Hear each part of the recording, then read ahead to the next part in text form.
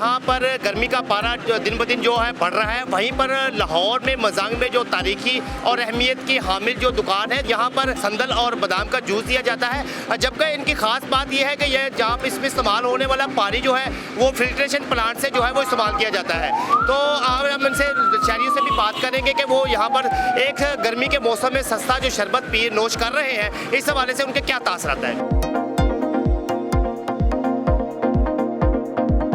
भाईजान लाहौर में बहुत गर्मी है, मजांग तो माशाल्लाह बहुत अच्छा शरबत है, 20 का गिलास है, बहुत मज़ा आ रहा है। फैमिली के साथ आते हैं, बहुत मज़ा आता है। बहुत शुक्रिया आपका भी, अवाम का भी, पाकिस्तान का भी। जी बड़ा अच्छा शरबत है जी, इनका मुनासिब है, फ़िल्टर शुदा पानी होता है इनका। तो जब भी इधर आते हैं हॉस्पिटल आए या कहीं भी काम है तो शरबत पी के जाते हैं इनसे। गर्मी की वजह से वैसे भी जोर बढ़ जाता है, शरबत की मांग बढ़ जाती है, तो ये बड़े मुनासिब हैं, बड़े अच्छे बंदे हैं वैसे भी ये, तो बड़ा अच्छा शरबत है इनका, इसलिए इधर आते हैं भैया। गर्मी बहुत है तो हम वैसे शरबत पीने आए हैं, और वैसे भी इनका क्वालिटी अच्छी है और मुनासिब पैसों में है।